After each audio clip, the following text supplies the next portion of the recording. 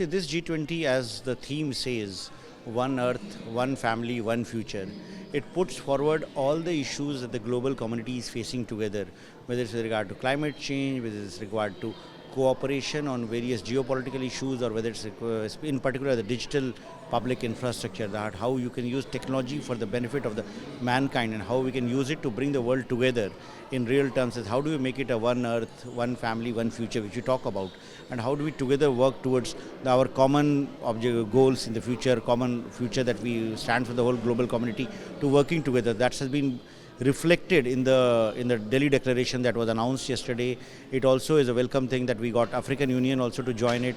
So in a way, the G20 has become a much bigger global body which will ensure the voice of the global south is heard in the right forums, and we are able to work towards the betterment of humanity as a whole. See, India has been, like in the last 10 years, working for using technology for betterment of lives, for transforming lives, for empowering people.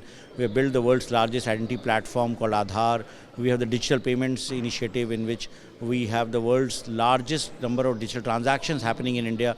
In fact, the numbers say that 46% of digital transactions globally happen in India. And there are several countries who are wanting to see what India has done, how we did the vaccination for COVID-19, how we have built our digital health systems, how we have built education, transformed education by using technologies, how we are using language technologies to communicate. So several countries across the world have shown interest in getting to know more about that. So with that in objective, when the whole world was coming to Delhi for the G20 summit, we have showcased some of our projects so that people can get a real immersive experience of getting to know more about that and thinking if any of these solutions can be deployed, replicated in their own respective countries. See, we have been like making the right investments, we have been trying to have the right policies, we have been trying to have the right talent. India's talent in the field of technology is world renowned. Many of the global IT companies are led by people of Indian origin, and we have a very strong, well-trained IT workforce who can build systems.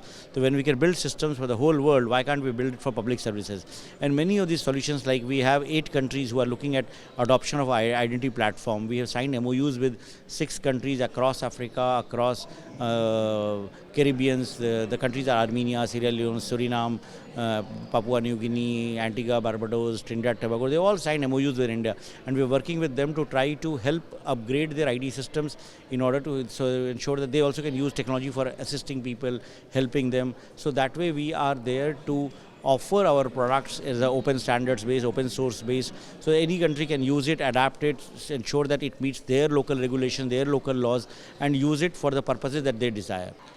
It's like over the last 10 years, we have spent billions of dollars in building up the whole tech infrastructure.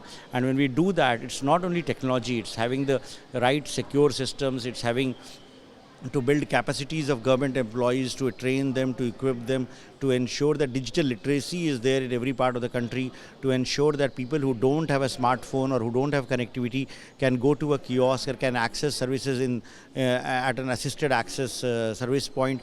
So the whole gamut of projects have been taken up, which includes investment in digital infrastructure, investment in human infrastructure, and investment in building capacities of even citizens.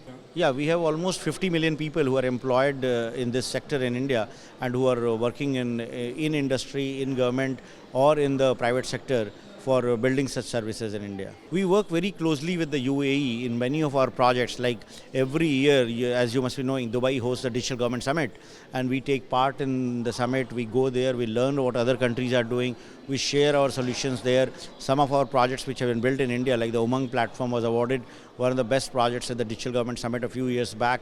Then we work with the government of UAE in trying to see the smart cities project, wherein we have picked up what they have done better, how do we build in here the traffic systems of UAE, digital traffic systems using technology for healthcare. So many of their areas in which we work closely with the United Arab Emirates, and especially we also showcase what we have done. Of course, there are certain solutions that work more in India because of our population and scale, but there are many common artifacts wherein we work closely with them. In fact, even for the artificial intelligence groups that are there at the UNDP level and all, we are represented together there. The Global Summit on Artificial Intelligence happening in Delhi in in December, and we hope that a delegation of UAE will also be taking part. So we have regular government-to-government information and data information exchange with the concerned department in UAE, and we learn from them and we share our stuff with them. Yes, I look forward to working very closely because there are many sectors in which UAE has done very well. Their digital government policy is a policy which is a role model policy.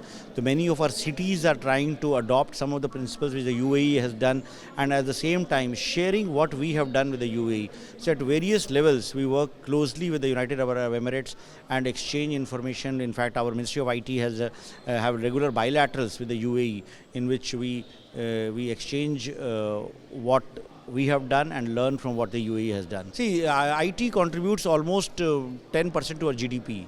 So IT sector is quite big in India, and we are at our IT and IT enabled services is almost worth $300 billion.